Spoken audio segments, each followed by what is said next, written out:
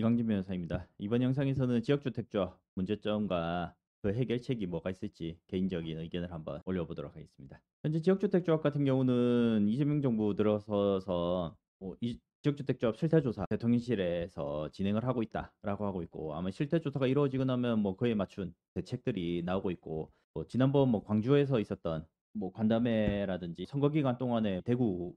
지역주택조합 분들이 문제하고, 또 어디 갈 때마다 이 지역주택조합 피해자분들이 이야기를 하셔가지고, 이 정부 차원에서 아직 진용이 갖춰지기 전인데도 이제 이 지역주택조합 실태조사를 진행을 하는 부분에 있어서는 아마 정부에서 뭔가 대책이 나오지 않을까 생각은 하고 있습니다. 근데 과연 그 대책이 무엇이 될지 개인적으로는 기대가 되면서도 우려가 되는 부분들이 있습니다. 막상 대책이라고 나오지만 언발에 오줌 누기식 대책이 되진 않을까, 이런 부분들이 우려가 되는 것이고, 좀 뭔가 구조적으로 해결할 수 있는 부분들은 제한적일 것 같긴 한데, 과연 그 대책이 무엇일지 한번 제 나름대로의 해결책을 한번 통해서 앞으로 대책이 어떤 게 나올 수 있을지를 한번 예상을 해보는, 그렇게 이번에 영상에서 살펴보도록 하겠습니다. 먼저 지역주택조합 같은 경우는 서민 주거 안정, 내 집 마련을 위해서 도입된 제도로서 이제 주택법에 근거해서 운영이 되고 있습니다. 여기는 이제 아파트 일반 분양을 받기 위해서는 청약을 해야 되는데, 이 청약 같은 경우가 이제 최초에는 이제 추첨으로 진행이 되다가 현재는 이제 가점 제도로 운영이 되고 있는데, 추첨이든 가점이든 워낙 주택을 마련하는 것이 어렵다 보니까, 특히 아파트겠죠. 아파트를 마련하는 것이 어렵게 되다 보니까 그 아파트 마련과 관련해서 결국에는 이 일정 조건만 갖춘다라고 하면 그 사람들이 조합을 구성을 해서 이제 아파트를 직접 지어서 진행을 할 수 있도록 한 것으로 보면 되겠습니다. 그래서 진행하는 과정에서 조합원들이 직접 하기 때문에 시흥사유연이었고, 이제 주택건설비 절감이 된다라고 하는데, 건설비가 절감이 된다라기보다는 운영비가 절감이 되는 것이겠죠. 건설비야 여기 짓든 저기 짓든 동일하다고 봐야 되겠고요. 그래서 민간 개발 대비에 20-30% 분양가 이익들이 이제 조합원들이 기속되니까, 이런 이익이 없으니까 저렴하게 분양가를 할 수 있다, 이렇게 지금 되고 있고, 최근 부동산 상승, 최근이라고 하기에는 그렇지만 이제 2012년부터 이제 하강기에서 이제 어느 정도 반등이 시작하면서 2012년부터 2014년 이즈음에부터 이제 전국적으로 이제 지역주택 조합이 활발하게 모집되기 시작했습니다. 특히 이제 경상도권에서 울산, 부산, 대구 이런 쪽에서 상당히 많은 지역주택 조합이 진행이 되었습니다. 그나마 이제 2010년, 2014년에서 사업이 진행됐던 곳들 같은 경우는 2020년 정도까지 입주가 된 곳들이, 많이 입주된 곳들이 있습니다. 그 이후에 있었던 조합들 같은 경우는 이제 입주를 했다고 하더라도 이제 추가 분담금 문제들이 많이 발생을 했습니다. 2020년 이후로 이제 잘 아시듯이 이제 건설 비용이 증가를 하면서 이제 시공비 다툼이 많아졌고, 그로 인해서 결국 다 추가 분담금 하면서 입주가 되었지만 2억 3억씩 더 내야 된다, 어떤 곳들은 2배 이상 더 내야 된다, 이렇게 하는 곳들도 있으면서 현재 많은 다툼이 되고 있습니다. 구조적 원인이라고 하면 조합의 무관심과 정보 부족이라고 할 수 있는데, 사업 전반에 대해서 이해하는 것이 사실 쉽지 않은 부분들이 있을 뿐만 아니라, 그러다 보니까 그냥 돈만 내라고 하면 돈을 내는 것 뿐이고, 총회 참석이라고 하면 참석하는 거, 그 정도가 전부이지,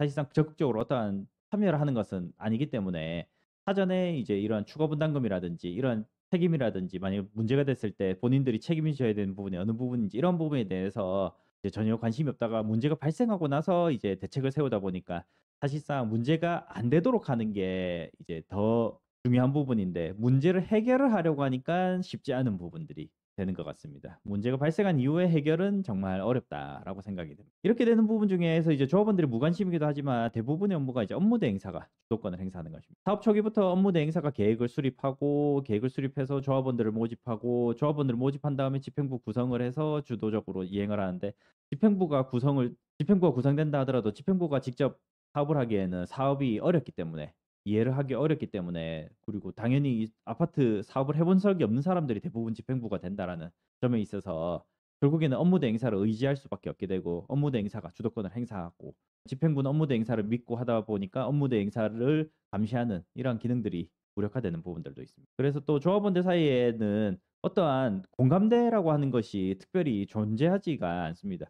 재개발이나 재건축 같은 경우는, 재개발의 경우에 있어서는 일정 구역에 있어서 같은 주민들이라는 이러한 부분들이 있고, 재건축은 같은 아파트에 있는 부분들이 있고 하니까, 당연히 이제 이 집행부가 누구인지 예 좀 이 사업이 어떻게 됐는지에 대해서 상대적으로 정보도 접근하기 쉬울 뿐만 아니라 누가 누구인지를 더 그나마 알고 있는 부분이기 때문에 이 조합원 사이에 응집력들이 생길 수 있지만 지역주택 조합 같은 경우는 이 조합원들이 서로서로 뭐 총회에서 보더라도 서로서로 누가 누구인지 전혀 모르는 상태에서 그냥 뭐 개개인 사람들밖에 안 되기 때문에 집행부에 대한 관리 감독이나 업무 대행사에 대한 관리 감독이나 어려워서 비리 발생 가능성이 상대적으로 높을 수밖에 없습니다. 그래서 조합원들이 이론적으로는 사업의 주인이지만 실제로는 업무 대행사가 사업을 좌지우지하는 이러한 구조적인 모순이 있고 이러한 구조적인 모순은 어쩔 수 없는 뭐 지역주택조합이 안고 있는 말 그대로 구조적인 모순이기 때문에 쉽사리 해결될 수 되시 될 수 있는 부분은 아니라고 보이고 다만 이제 이러한 구조적인 모순을 어떻게 쪼금이나마 문제로서 이어지지 않도록 만들고 이 문제를 어떻게 줄일 수 있느냐 이러한 부분에 집중해야 될 것 같습니다. 주요 문제점을 보면 조합원 관련해서는 뭐 정보를 알기 어렵다. 그렇기 때문에 뭐 소극적인 참여도 있지만 정보를 알기도 어렵기 때문에 뭐 적극적으로 무엇인가 참여해서 하기가 쉽지 않다라는 것입니다. 조합원들이 사업 주체임에도 사업 전반에 대한 이해가 쉽지 않습니다. 누가 알려주는 것도 아니고 조합원들이 이 건설 사업에 대해서 전혀 알고 있지 않기 때문에 어쩔 수 없이 뭐 알려주는 정보들만 취합을 하고 거기에 따라서 뭐 수동적으로 이제 총회 같은 데서 뭐 찬반만 의견을 표출하는 정도라고 봐야 될 것 같습니다. 조합원들 같은 경우는 초기 분담금 규모, 즉 가입할 때 '내가 내야 될 돈이 얼마냐.'라는 부분에 대해서 집중하고 그 이후에 추가 분담금이 발생할 수 있는 위험이라든지 뭐 사업이 무산됐을 때 본인들이 책임져야 될 부분이 어떤 건지 이런 부분에 대해서 전혀 이해가 없이 가입한다 부분에 있어서 문제가 발생될 소지를 어느 정도 가지고 있다고 보입니다. 초기 분담금 규모 같은 경우는 실제로는 내야 될 돈이 5 억이다. 1 인당 5 억이라고 지금 본다고 하더라도 아 이거 이러면 사람 잘 안 모이니까 일단 4 억으로 하고 나중에 추가 분담금으로 태웁시다. 뭐 이런 식의 이야기를 해 가지고 "4 억입니다."라고 해서 하고 있고 결국 이 4 억이 나온 거에 대해서 정보가 부족하고 하다 보니까 이 4 억이 어떻게 계산되었는지 이 계산이 어떻게 해서 4 억이 나왔는지 4 억이라고 하는 금액이 적정한 것인지 실제로 가능한 금액인지 이런 부분에 대해서 전혀 고려하지 않는 이런 부분들도 문제가 있습니다. 그러니까 이러한 부분이 결국에는 허위 과장 광고로 이어지는 부분들도 있습니다. 이런 금액 자체가 이제 "허위 과장이다."라고 하고 있지만 계산이 이렇게 나왔습니다."라고 해서 현실적이지 않지만 이 현실적이지 않다라는 부분에 있어서 법원에 갔을 때 판사도 알 수가 없습니다. 그리고 그 당시에 계산한 금액이 '완전히 터무니없는 거다.'라는 것은 또 아니기 때문에 전문업자들이 봤을 때는 '터무니없다.'라고 보이지만 또 뭐 일부분에서는 이러한 부분을 뭐 이야기를 들면서 이거는 뭐 보수적으로 최소한으로 잡아서 그런 것이기 때문에 하다 보니까 이 최소한 금액보다 좀 더 필요하게 됐습니다. 이런 식으로 벗어나는 경우도 많아서 사실 이 '계산 잘못한 부분이 허위 과장 광고다.'라고 하는 부분을 인정받는 경우는 거의 없어 보인다 할 것이고 허위 과장 광고를 인정받는 대표적인 것들은 이제 토지 확보율 같은 것들이 있을 것 같습니다. 이 토지 확보율 같은 경우에는 뭐 예를 들어서 90% 이상 했다. 아니면 95%다. 사업 승인을 받는 만큼 돼 있다라고 하지만 실제로 이제 소송에서 문제가 됐을 때 20-30% 밖에 안 되어서 허위 과장 광고로 인정이 되어서 계약 취소가 되는 이런 경우들도 발생을 할 수 있습니다. 이에 대해서 허위 과장 광고 관련해서 토지 확보율과 관련해서 반드시 광고 시에 이제 포함을 하도록 하고 있지만 이러한 부분 자체를 이 광고하는 데서 뭐 확인을 하는 건 아니기 때문에 정확하게 공개를 하지 않고 그냥 과장으로 했을 경우에 있어서는 이것을 뭐 걸러낼 수 있는 방법이 없다라는 점에 있어서 문제가 될 수 있을 것 같고 또 정보 공개 청구나 조합원 총회 임시총회 소집 요구를 할 수 있는 이런 부분에 있어서도 활용이 어려운 부분들이 있는데 이 정보 공개 청구 같은 경우를 본다 하면 정보 공개 청구 같은 경우는 주택법에 따라서 당연히 공개해야 되는 부분들이 있습니다. 주택법 제12 조에 나와 있는 부분들인데 연람 복사를 요구를 하고 그리고 복사를 안 한다 하더라도 기본적으로 공개해야 되는 자료들이 있는데 이러한 것들을 공개하지 않았을 경우에 있어서 연람 복사를 요구한다 하더라도 그럼 이것을 거부하는 경우들이 많고 이러면 거부하게 됐을 경우에는 형사처벌이 가능합니다. 그럼 이 형사처벌과 관련해 가지고 형사 고소를 하게 되는데 뭐 벌금이 50만 원 나온다든지 뭐 100만 원 이하로 나와서 사실상 이 고소를 했다 하더라도 그리고 이 벌금에 대해서 계속 다투고 하면서 1 년, 2 년씩 시간이 흐르는 경우도 있고 그대로 집행부가 있고 100만 원 이하로 나는 경우에 있어서는 집행부가 그대로 유지되는 경우들 되게 됩니다. 그러면 또 이 거부 기간이 하염없이 늘어날 수밖에 없고 이 거부에 대해서 그 민사로 할 수 있는 것은 열람복사 가처분이라는 소송이 있습니다. 열람복사 가처분 소송을 제기를 하려고 하면 본인들이 직접 하기 어려우니까 결국에는 또 변호사를 선임해야 되고 하게 되는데, 이 열람복사 가처분 한 번으로 끝나지 않을 수도 있고 두 번, 세 번을 또 해야 되는 경우들도 발생할 수 있습니다. 그러면 이 변호사비가 자꾸 나가게 되고, 혼자서 하기에는 정보는 알고 싶지만 나만 이제 계속 돈을 내야 되고, 그게 뭐 1-20만 원도 아니고 수백만 원이 또 드는 경우들이 있기 때문에 쉽사리 이런 부분을 접근하기가 어려운 부분들이 있고, 이 임시총회 소집 요구 같은 경우도 이제 민법상 5분의 1, 조합원들은 5분의 1을 모아야 되는데, 그럼 조합원들이 누군지를 전혀 모르기 때문에 결국에 이 열람복사 가처분을 통해서 조합원들 연락처를 알아내야지 접촉을 할 수 있는데, 그러면 앞서 이야기로 돌아가서 또다시 기간이 많이 걸릴 수 있고, 연락처를 알아내서 조합원들을 모은다고 하더라도 5분의 1을 모은다라고 하는 것은 결코 쉬운 일이 아닌 부분들도 있습니다. 그리고 이 5분의 1에 대해서 임시총회를 요구를 했지만 거부를 했을 경우에는 또 법원을 통해서 또 해결을 봐야 되는 이러한 부분들도 있기 때문에 이 절차 자체가 만만한 부분은 아닙니다. 그래서 개인적으로는 이 조합총회 요구 같은 경우에 있어서는 현재 그 민법상의 임시총회 소집 요구 부분만 되어 있는데, 이제 도시정비법 같이 뭐 10분의 1 이상 했을 경우에는 바로 이제 뭐 해임에 대해서는 즉시 이제 소집을 할 수 있도록 한다든지 뭐 이런 내용들이 이제 개정이 될 필요성이 있지 않을까, 이런 생각들을 하고 있습니다. 또 주요 문제점은 자금 집행 과정이 이제 불투명하다라는 부분입니다. 조합 집행부와 업무 대행사가 자금 집행을 하게 되는데, 같이 보통 자금 집행을 하는데 앞서 이야기한 것처럼 업무 대행사가 사업을 다 주도권을 가지고 있고, 이 조합 집행부 같은 경우도 처음부터 이제 조합 집행부를 꾸릴 사람은 업무 대행사가 넣어서 진행하는 경우들도 많고 하기 때문에, 이 집행부와 업무 대행사가 결탁을 하게 되면 실제 금액이 부풀리거나 용역 계약 과정에서 뭐 리베이트 받는다든지 하는 경우에 있어서 이런 것을 적발해내기가 쉽지 않습니다. 실제로도 이러한 부분으로 이제 형사처벌된 사례들도 꽤 있는데, 이러한 형사처벌까지 이루어지는데 뭐 수년씩 걸리는 경우들이 있습니다. 그렇기 때문에 이러한 과정을 다 거친다는 것 자체가 쉽지 않고, 애초에 적발 자체가 지금 쉽지 않은 부분들이 많이 있고, 실제로 고소를 했다가 무혐의로 나오는 경우들이 상당히 많습니다. 겉으로 보기에는 이거 정상적인 계약이다라고 하는데, 실제 금액을 부풀렸다라고 하는 건 이 실제 금액이 얼마냐 이런 부분들을 다투는 것들이 사실 쉽지 않기 때문에 형사적인 부분에 있어서도 해결을 하는 거는 제한적인 부분이 될 수 있습니다. 그리고 조합원들 납부한 분담금 사용 내역을 뭐 실시간으로 확인하기 어렵기 때문에 비리 발생 시에 즉각적으로 확인하기도 어렵습니다. 이 월별로 해서 이제 자금 입출금 명세서를 공개하도록 돼 있고, 이 월별 자금 입출금 명세서 같은 경우도 작성이 된 걸 기준으로 15일 이내에 공개하도록 되어 있기 때문에, 이 작성 자체가 늦어지면 그만큼 또 지출된 자금 내역을 확인하는데 늦어질 수밖에 없는 부분입니다. 예를 들어서 1월에 지출을 했다 하더라도 작성 자체가 뭐 3월에 이루어졌다라고 하면 3월에 공개가 되는 것이고, 또 이것을 매번 지켜보고 있는 사람들이 있으면 다행인데, 그렇지 않다라고 하면 뒤늦게 문제가 됐을 때 이걸 쳐다본다라고 하면 뭐 당연히 몇 개월이나 몇 년이 흐른 후에 확인할 수밖에 없는 부분들이 있습니다. 또 이런 부분으로 인해서 한번 조합 신뢰도가 저하가 되고 나면 조합원들이 분담금을 잘 납부하지 않으려고 하는 부분들이, 결국 이 분담금을 납부하지 않으면 이제 사업 진행이 불가능하게 되고, 그럼 결국에는 사업이 무산이 될 수도 있고, 그럼 결국에는 납부한 금액 전부 다 손해로 이어질 수밖에 없는 이런 부분들이 있기 때문에, 이런 조합 신뢰도 자체가 지금 확보가 돼야 되는데 이런 부분이 쉽지 않은 부분이 되겠습니다. 또한 세 번째로 이제 토지 확보와 관련된 부분이 있습니다. 두 번째 부분이 이제 자금 집행 부분들도 문제가 있는데, 이 토지 확보와 관련해서는 현재 토지와 관련해서 조합 설립인가 요건을 보면 토지 사용권은 50회 이상, 토지 소유권 15% 이상 확보를 해야 됩니다. 조합원 모집을 위해서는 이제 토지 사용권은 50회 이상이 돼야 되고요. 사업 승인 요건으로는 100%가 원칙이긴 하지만 95% 이상, 95% 이상 되면 나머지 5%에 대해서는 매도 청구를 하는 것을 조건으로 해가지고 이제 승인이 가능합니다. 일부 토지주들이 이제 과도한 보상 요구를 하기 때문에 그에 따라서 사업비가 올라가면서 추가 분담금이 발생하는 경우도 있고, 사업이 지연이 되는 경우들도 있습니다. 뭐 알박기라고 흔히 이야기를 하지만 사실 뭐 토지주들 입장에서는 뭐 자기들이 여기에서 사업해라고 한 것도 아니기 때문에 알박기라는 거에 대해서 다소 뭐 억울한 부분이 생길 수도는 있는데, 어쨌든 뭐 조합원들 입장에서는 뭐 이게 알박기다, 너무 과도한 요구다, 뭐 이렇게 하면서 이야기를 하는 경우들이 많이 있고, 사실 이런 부분으로 실제로 사업이 좌초되는 경우들도 발생을 하고 있습니다. 그리고 토지 확보 지연, 금융 비용 증가한다라는 이런 부분인데, 이 금융 비용과 관련해 가지고는 어떻게 보면 이제 매도 청구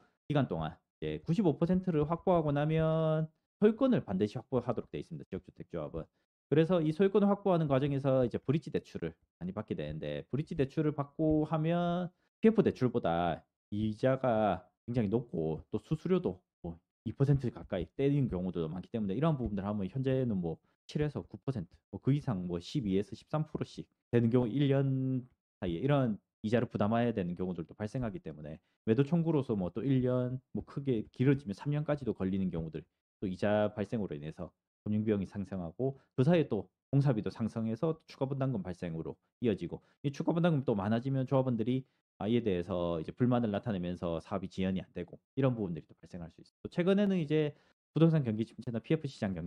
정책 등으로 인해서 이제 상황이 악화되어서 그 부분들이 해결이 안 된 부분들도 많고 특히나 2018년에서 20년 이때 모집했던 조합들 같은 경우에 원자재 가격 급등으로 인해서 추가 분담금이 굉장히 많이 발생을 해서 이 부분에 대해서 문제가 있어서 사업이 진행이 잘 안 되는 것들도 많이 있다고 보입니다. 뭐 앞서 이야기한 것처럼 이제 업무 대행사하고 집행부가 결국 결탁해 가지고 문제가 되는 이제 업무 대행사 비리라든지 또 허위 과장 광고 부분이 문제가 있을 수 있습니다. 그래서 이제 자신의 이해관계에 있는 조합 임원으로 내정해서 조합의 실질적인 권한을 장악하는 대부분이라고 보셔야 될 것 같습니다. 그리고 현행 규정상 자본 규정, 법인 기준으로는 5억만 있으면 됩니다. 뭐 규정 요건들이 있지만 여기에서 지금 가능한 부분이 이제 중개사도 가능하도록 돼 있는데 개인적으로는 이 중개사 부분은 제외를 하는 게 맞지 않을까 봅니다. 이 중개법인 같은 경우도 단독으로도 설립이 가능하다고 지금 하고 있기 때문에 결국에는 중개사하고 별반 다를 바 없이 그냥 자본 요건 채워서 하도록 있어서 좀 뭐 임시 자금으로 설립된 이러한 무자격이나 무실적 업체들이 난립하고 있어서 그리고 기존의 절차 자체도 잘 몰라서 문제를 발생시키는 경우들도 있어서 가능하면 이 자본금 요건을 올린다든지 이 중개사라든지 중개법인으로 하는 것은 좀 없애는 게 맞지 않을까 생각을 합니다. 특히나 이제 면허 대여 부분이 문제되는 경우들도 종종 확인이 되고 있습니다. 그리고 확정되지 않은 사업계획, 토지 확보율, 뭐 확정 분양가, 확정된 것처럼 과정 홍보하거나 유명건설사 시공 확정, 허위 과장 광고 이런 부분들이 있습니다. 뭐 이런 부분은 이제 뭐 예정이다 이렇게 하겠지만 정말 글씨를 조그맣게 적어서 예정이라고 적어놔서 이것을 뭐 확인하지 못하고 마치 확정된 것처럼 생각을 하는 사람들도 많고 확정 분양가다 이렇게 하고 있지만 또 작게 이제 하면서 총회에서 결의된 거는 부담을 해야 된다 이렇게 하는데 이 분담금 자체는 당연히 총회 결의 사항이기 때문에 총회 결의 사항으로 결의된 부분을 제외한 다음에 확정 분양가라는 의미 자체가 없는 것이기 때문에 이러한 내용을 모르는 사람들 같은 경우는 이러한 내용만 보고 뭔가 이 노만 내면 될 것 같다 이런 식의 생각들을 해서 결국에는 문제가 발생하는 경우들도 있고 이 토지 확보율 같은 경우도 95% 이상 되어야지 이제 사업 승인을 받을 수 있는데 95% 이상이다라고 하지만 실제로 나중에 확인을 해보면 20-30%밖에 안 됐거나 아니면 과거에 확보를 했던 것들을 포함을 해서 현재는 해제된 것들이 이제 뭐 20-30%가 해제가 돼서 현재는 이제 70-80%밖에 안 되는데 그러므로 인해서 이제 조합 설립 인가도 제대로 되지 않고 나중에 조합 설립 인가 이후에도 사업 승인이 제대로 되지 않는 이런 부분들도 문제가 있을 수 있습니다. 또 이제 조합은 탈퇴나 분담금 반환 어렵다라는 부분들이 있습니다. 2020년에 이제 개정이 되어서 가입일로부터 30일 이내에 전액 환불이 가능하도록 되어 있지만 사실 30일 안에 무엇인가 판단을 한다는 것 자체가 쉽지는 않은 부분들이기 때문에 그 이후에 문제가 발생했을 때 환불하는 부분들이 굉장히 어렵고 결국 그 반환을 받기 위해서 결국 소송을 가야 된다. 이런 부분들이 어려운 부분. 현재 뭐 부동산 업계에서 나오고 있는 지역주택조합 해결 방안과 관련된 부분을 본다면 뭐 앞서 이야기한 것처럼 업무 대행사 자격을 자본금 기준을 강화하자. 뭐 이런 부분들도 있는데 자본금뿐만 아니라 이제 자격 요건도 공인중개사 부분은 좀 제외를 하는 게 맞지 않나 생각합니다. 이 공인중개사 부분은 면허 대여하는 부분들이 너무 쉬워서 중개사로 업무 대행사하는 부분에 있어서는 좀 문제가 있지 않을까 생각합니다. 그리고 토지 소유권 기준에 대해서 완화하거나 수용 방식을 도입해 달라 뭐 이런 부분들이 있는데 이거는 전형적으로 업계에서 그냥 요구하는 부분이고 개인적으로는 이렇게 뭐 95%에서 90% 수준으로 완화해 달라 이렇게 하는 것인데 뭐 이 부분은 그나마 의미가 있어 보이는데 다만 이거를 90%로 뭐 소유권까지 확보했을 때 승인을 한다기보다는 현재 민간 사업을 했을 때 하는 수준으로 완화하는 것으로 보면 좋지 않을까 보이고 수용 방식 자체는 사실 어렵지 않을까 이런 생각합니다. 결국 매도 청구로 해결하는 것을 이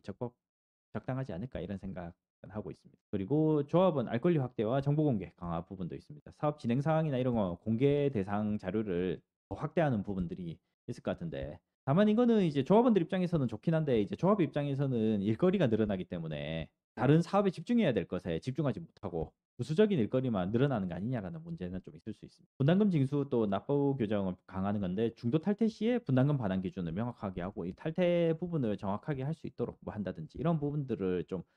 정비할 필요는 있지 않을까 생각합니다.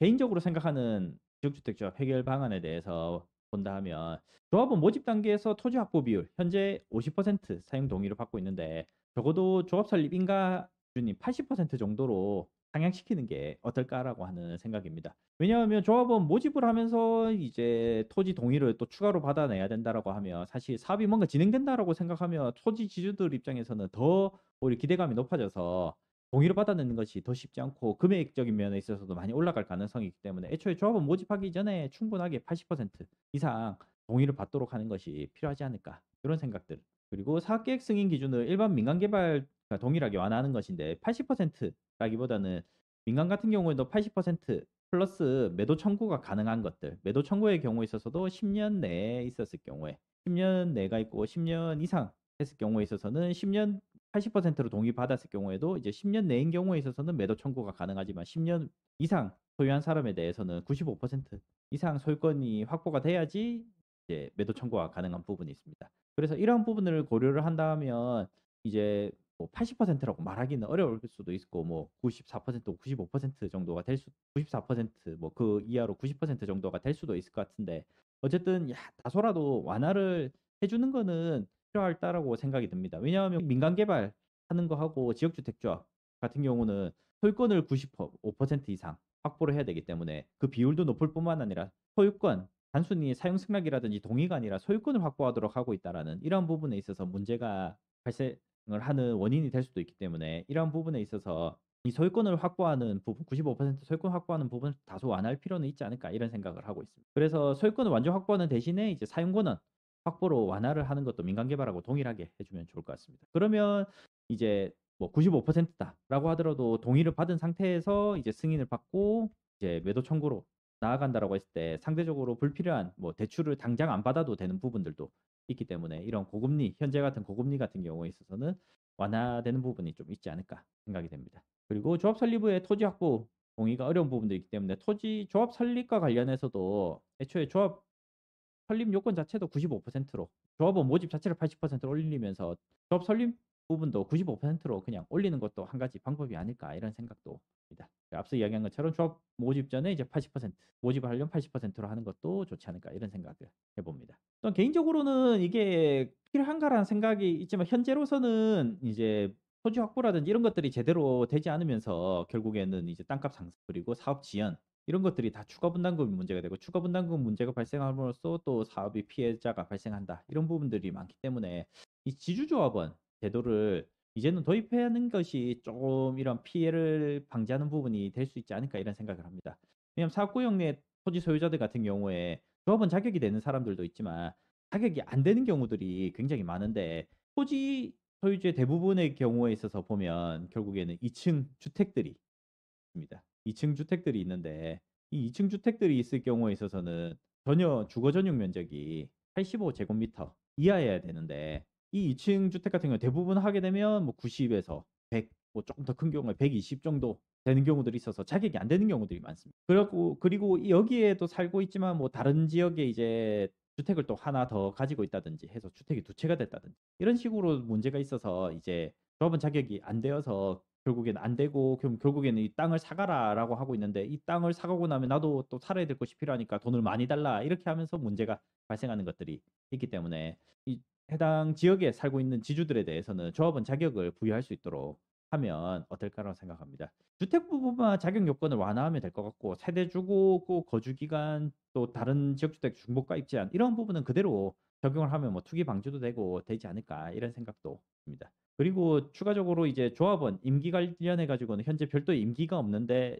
임기를 3년 정도로 제한해서 연임을 받아서 계속할 수 있도록 해서 애초에 최초에 이제 이 집행부 같은 경우는 업무 대행사하고 어느 정도 연관이 돼 있을 수도 있기 때문에 업무 대행사하고 이 연관 관계를 단절을 시키고 집행부가 새로 구성이 되면서 이제 좀 비리라든지 이런 부분을 이제 제어를 할 수 있도록 하는 이런 부분으로 생각을 해서 임기 규정이 반드시 필요하지 않을까 생각합니다. 그리고 주택법 위반 100만 원 이상 벌금 받은 경우에는 임원 선출에 제한을 한다거나 이제 자격 상실을 한다든지 뭐 이런 부분들도 추가를 하면 좋을 것으로 생각됩니다. 현재는 조합 규약으로 대부분 이 자격 상실 규정을 해 놨는데 이제 벌금에서 이제 금고형으로 높인 조합들도 있고 이 벌금 같은 경우도 이제 뭐 500만 원이나 1,000만 원씩으로 금액을 많이 높여서 다시 앞서 이야기 드린 것처럼 이제 주택법에 따른 자료 공개를 해야 되는데 자료 공개를 하지 않고 버티는 경우라든지 그로 인해서 어떤 비리라든지 이런 것들을 적발하는 것이 쉽지 않은 이런 부분들도 있을 수 있기 때문에 아예 법률상으로 주택법 위반 100만 원 이상으로 규정을 해 두는 건 어떤가라는 생각. 세 번째로는 이제 가입 단계에서 문제점을 좀 보면 정보고지, 특히 토지 확보율이나 현재 조합원 모집 현황대에 대해서 고지를 의무화하는 것은 어떤가라는 생각입니다. 뭐 사유지, 국공유지 구분하고 그리고 토지 확보율, 토지 사용 승낙 비율, 이 토지 확보율은 소유권 확보 비율 같은 것들을 다 구분해 가지고 명확하게 이제 고지하도록 하고, 이 고지에 대해서는 반드시 그 고지한 내용에 대해서 별도로 서명을 받아둔다든지 해서 확인할 수 있는 서류를 할 수 있도록 해서 가장 중요한 정보를 초반에 명확하게 알 수 있도록 하고, 허위 과장 광고 부분을 좀 차단할 수 있도록 하는 것이 필요하다고 생각이 되고, 또 특히 조합원 모집 현황 같은 경우는 가입 시점에 분담금 납부 완료 기준이라는 것을 또 명확하게 해야 되지 않을까 이런 생각입니다. 실제로 이제 명의를 대여해 가지고 가입은 시켰지만 명의를 대여하는 것도 아니라 명의를 도용해 가지고 이제 가입을 시켰다라고 해서 조합원이 실제로는 100 명밖에 안 되는데 "아 우리 지금 현재 500 명이니까 이제 거의 다 찼습니다." 이런 식으로 하면서 가입을 유도하는 경우들도 있고, 이러면서 이제 조합 설립을 하는데도 이런 명의 도용된 것으로 활용을 한다든지 하는 경우들도 실제로 발견됐었던 부분들이 있기 때문에, 그럼 결국에는 명의 도용한 사람들은 분담금을 납부하지 않고 일부만 납부를 하고 결국에 분담금을 납부하지 않았으니까 사업이 진행이 불가능하게 되어서 문제가 됐던 부분들을 본다 하면 이 조합원 모집 현황 같은 경우도 반드시 고지할 필요가 있지 않는가. 그래서 이 허위 미고지 시에 이제 계약 취소를 한다든지 아니면 형사적으로는 형사 처벌을 별도 할 수 있도록 뭐 이런 부분들도 마련을 해 두면 좋지 않을까 생각. 그리고 조합원 자격과 관련해 가지고 대법원에서는 이제 올해 대법원 판결을 두 건을 하면서 결국에는 확정을 지은 부분은 조합 설립인가 이전이든 이후든 언제 조합에 가입을 했든 조합원 자격이 없는 상태에서 가입을 했다 하더라도 조합원 가입은 유효다라고 판시를 했습니다. 그래서 이 조합원들 같은 경우는 본인이 자격이 되는 것으로 판단을 하고 가입했는데 알고 보니 자격이 없게 되어서 그럼 결국에는 돈을 돌려받지도 못하고 하는 문제들이 발생을 하고 있습니다. 그래서 조합 입장에서도 이거는 조합원들이 자격에 대해서 우리가 설명을 하면 자기들이 알고 있는 거지 우리가 이 부분에 대해서 판단을 할 수 있는 권한이 없다라고 하면서 책임을 회피하는 경우들이 많은데, 그러면 이 조합에서 그럼 확인을 해 달라고 하더라도 우리는 이제 설립인가라든지 이 구청에 넣어 봐야지 정확하게 알 수 있지 우리가 확인할 수 있는 방법이 없다. 이런 부분들이 있기 때문에 이 가입 단계 이전에 자격 여부를 확인할 수 있는, 사전에 확인할 수 있는 이제 뭐 플랫폼 같은 것들을 구축을 해서 좀 문제가 발생되지 않도록 하는 것들이 필요하지 않을까 이런 생각이. 지역주택 조합 같은 경우는 70년이니까 지금 한 50년이 넘은 제도입니다. 50년이 이제 70년에 도입이 되어서 50년이 넘은 제도인데, 사실 이 지역주택 조합은 크게 보면 이제 70년도에 만들어져 가지고 한번 붐이 있었던 것 같고, 90년대 초반에 또 집값 상승이 있으면서 붐이 한 번 있었고, 또 2010년대에 이제 이러면서 붐이 한 번 있었던 것 같습니다. 그때마다 문제점이 각각 다 있었지만 그때 당시 인터넷이 없어서 이러한 정보를 잘 알지 못하고 2010년대에 있었던 이런 부분에 있어서 문제점이 많이 있던 것들이 지금 현재 인터넷을 통해서 사람들한테 많이 알려지고 있는 것으로 보입니다. 이때 당시에 뭐 잘 지어진 아파트들도 있습니다. 압구정 현대 같은 경우에도 몇 단지인지는 모르겠지만 이제 압구정 현대 같은 경우에도 지역주택 조합으로 공급된 단지도 있습니다. 그러니까 이거 같이 이제 잘 지어진다라고 하면 문제가 전혀 없지만, 뭐 현재 2010년도에도 김해 같은 곳에서는 절반 이상 이제 사업 승인을 받아서 다 진행을 하고 있고 하기 때문에, 울산 같은 경우도 사업 승인 받은 곳까지 합치면 이제 40% 이상 되고 있기 때문에 뭐 그렇게 나쁘다고 보이진 않지만, 워낙 뭐 이 나머지 50% 낫지 않다라고 생각하지만서도 이제 이 50% 나머지 안 된 분들한테 이게 다 피해로 이어지는 거고, 그리고 입주를 했다 하더라도 또 이제 추가 분담금 문제가 있기 때문에 이런 부분들을 본다 하면 과연 이 부분에 대해서 지역주택조합 계속 공급 가능한 모델이 될 수 있는가에 대해서 의문을 펴는 사람들도 많고, 제도 자체를 없애야 된다라고 이야기하는 사람들도 굉장히 많은 상황입니다. 그런데 현 정부에서는 뭐 주택 가격에 대해서 주택 공급을 많이 해서 "주택 가격 안정화를 이루겠다."라고 이야기를, 큰 틀을 이야기를 하고 있어서 현재 문제가 많이 있는 지역주택 조합이지만, 이런 문제가 있는 제도라고 하더라도 어떻게 보면 주택 공급을 할 수 있는 한 가지 방법이라고 보이는 부분들, 문제는 있지만 어쨌든 꾸준히 공급이 되고 있다라고 하는 부분이 있기 때문에 이 과연 이 공급 제도 자체를 없애거나 축소시키는 방향을 선택하는 거는 이 큰 틀하고 지금 배치되는 부분들이 있으니까 택하기 쉽지 않지 않을까 하는 이런 생각들이 좀 개인적으로는 있습니다. 그래서 결국에는 이게 개선책이 나와야 될 건데, 이 개선책이 과연 어떠한 개선책으로 해 가지고 이제 현재 피해를 본 사람들을 해결해 줄 것인지 아니면 추가적인 피해를 보지 않도록 이제 없앨 수 있도록 할 수 있는 방안이 어떻게 돼야 나오게 될지 한번 지켜봐야지 될 것 같고 가능하면 속도감 있게 나와서 빨리 정리가 되는 것이 뭐 사업하는 입장이라든지 조합원들 입장에서는 좋지 않을까 생각합니다. 네, 여기까지입니다.